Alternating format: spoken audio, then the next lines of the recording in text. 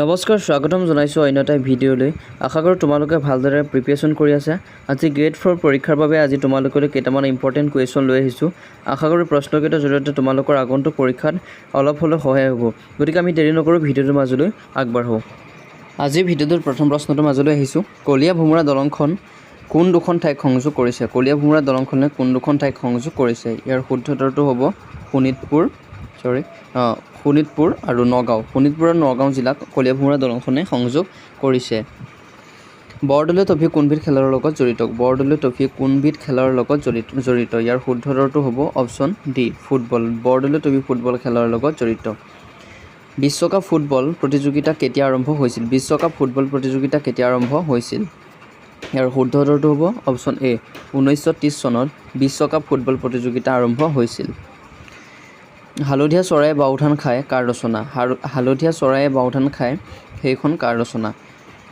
ইয়াৰ শুদ্ধ উত্তৰটো হ'ব অপশ্যন চি, হোমেন বৰগোহাঁই। হোমেন বৰগোহাঁই হালধীয়া চৰায়ে বাওধান খায় সেইখন ৰচনা কৰিছিল। এছিয়ান গেমছত স্বৰ্ণ পদক পাওঁতা প্ৰথম অসমীয়াজন কোন? এছিয়ান গেমছত স্বৰ্ণ পদক পাওঁতা প্ৰথম অসমীয়াজন কোন? ইয়াৰ শুদ্ধ উত্তৰটো হ'ব অপশ্যন চি, ভোগেশ্বৰ বৰুৱা। ভোগেশ্বৰ বৰুৱাই এছিয়ান গেমছত স্বৰ্ণ পদক বঁটা লাভ কৰিছিল। ৰাষ্ট্ৰীয় সন্মান লাভ কৰা প্ৰথম অসমীয়া ছবিখনৰ নাম কি? ৰাষ্ট্ৰীয় সন্মান লাভ কৰা প্ৰথম অসমীয়া ছবিখনৰ নাম কি? ইয়াৰ শুদ্ধ উত্তৰটো হ'ব অপশ্যন চি, পিয়লি ফুকন। পিয়লি ফুকন ছবিখনে ৰাষ্ট্ৰীয় সন্মান লাভ কৰিছিল। অস্কাৰ পুৰস্কাৰৰ বাবে মনোনীত হোৱা প্ৰথম আৰু একমাত্ৰ ছবি কোনখন? ইয়াৰ শুদ্ধ উত্তৰটো হ'ব অপশ্যন ডি, ভিলেজ ৰকষ্টাৰ। ভিলেজ ৰকষ্টাৰখন হ'ল অস্কাৰ পুৰস্কাৰ পোৱা একমাত্ৰ অসমীয়া ছবি। অসমৰ কোন ঠাইত তাৰকাগৃহ আছে? অসমৰ কোন ঠাইত তাৰকাগৃহ আছে? ইয়াৰ শুদ্ধ উত্তৰ দুটা হ'ব, গুৱাহাটীতো আছে তাৰকাগৃহ, যোৰহাটতো তাৰকাগৃহ আছে।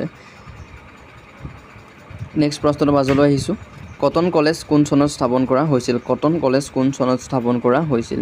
ইয়াৰ শুদ্ধ উত্তৰটো হ'ব অপশ্যন চি, 1901 চনত। 1901 চনত কটন কলেজ স্থাপন কৰা হৈছিল। নেক্সট প্ৰশ্নটোৰ মাজলৈ আহিছোঁ। ভাৰতৰ নেপোলিয়ন বুলি কাক জনা যায়? ভাৰতৰ নেপোলিয়ন বুলি কাক জনা যায়? ইয়াৰ শুদ্ধ উত্তৰটো হ'ব অপশ্যন ডি, সমুদ্ৰগুপ্তক। সমুদ্ৰগুপ্তক ভাৰতৰ নেপোলিয়ন বুলি জনা যায়। মুছলিম লীগ কিমান চনত গঠন হৈছিল? মুছলিম লীগ কিমান চনত গঠন হৈছিল? ইয়াৰ শুদ্ধ উত্তৰটো হ'ব অপশ্যন বি, 1906 চনত। 1906 চনত মুছলিম লীগ গঠন হৈছিল। কোন চনত জালিয়ানাবাগৰ হত্যাকাণ্ড সংঘটিত হৈছিল? কোন চনত জালিয়ানাবাগৰ হত্যাকাণ্ড সংঘটিত হৈছিল? ইয়াৰ শুদ্ধ উত্তৰটো হ'ব অপশ্যন চি, 1919 চনত জালিয়ানাবাগৰ হত্যাকাণ্ড সংঘটিত হৈছিল। বিখ্যাত গ্ৰন্থ ৰামচৰিত মানসৰ লেখক কোন? বিখ্যাত গ্ৰন্থ ৰামচৰিত মানসৰ লেখক কোন? ইয়াৰ শুদ্ধ উত্তৰটো হ'ব অপশ্যন এ, তুলসী দাস। বিখ্যাত গ্ৰন্থ ৰামচৰিত মানসৰ লেখক হ'ল তুলসী দাস। নেক্সট প্ৰশ্নটোৰ মাজলৈ আহিছোঁ। অসমৰ একমাত্ৰ চিমেণ্ট কাৰখানাটো ক'ত অৱস্থিত? অসমৰ একমাত্ৰ চিমেণ্ট কাৰখানাটো ক'ত অৱস্থিত? ইয়াৰ শুদ্ধ উত্তৰটো হ'ব অপশ্যন বি, বোকাজান। বোকাজানত অসমৰ একমাত্ৰ চিমেণ্ট কাৰখানাটো অৱস্থিত। নেক্সট প্ৰশ্নটোৰ মাজলৈ আহিছোঁ। বিহাৰৰ ৰাজধানী কি? বিহাৰৰ ৰাজধানী কি? ইয়াৰ শুদ্ধ উত্তৰটো হ'ব অপশ্যন বি, পাটনা। পাটনা হ'ল বিহাৰৰ ৰাজধানী। নেক্সট প্ৰশ্নটোৰ মাজলৈ আহিছোঁ। দাদা চাহেব ফাল্কে বঁটা বিজয়ী প্ৰথমজন অসমীয়া কোন আছিল? দাদা চাহেব ফাল্কে বঁটা বিজয়ী প্ৰথমজন অসমীয়া কোন আছিল?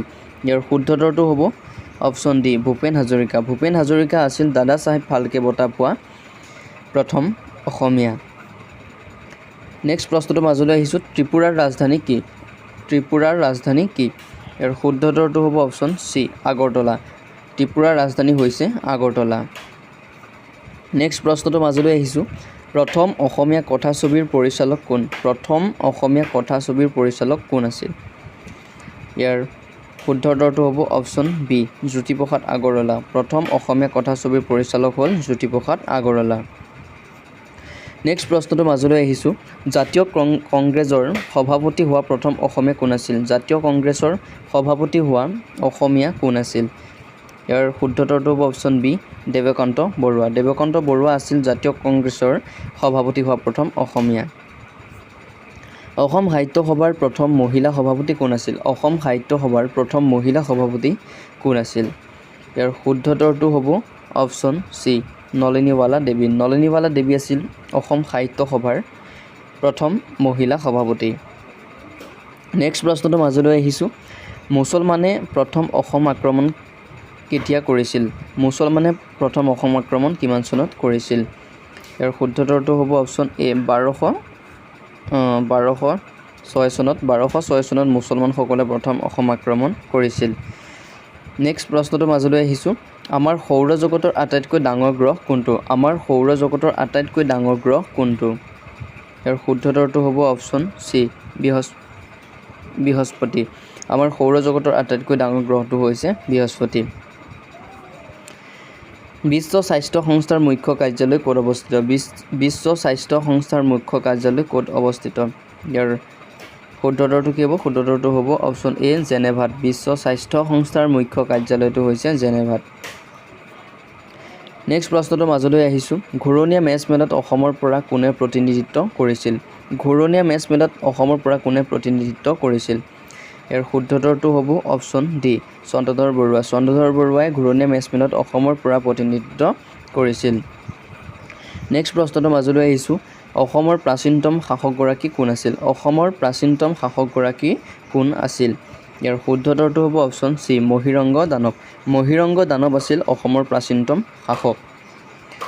আজিৰ ভিডিঅ'টোৰ শেষৰ নম্বৰ প্ৰশ্নটো হৈছে ভাৰত ৰত্ন সন্মান পোৱা প্ৰথম অসমীয়া কোন আছিল? ভাৰত ৰত্ন সন্মান পোৱা প্ৰথম অসমীয়া কোন আছিল?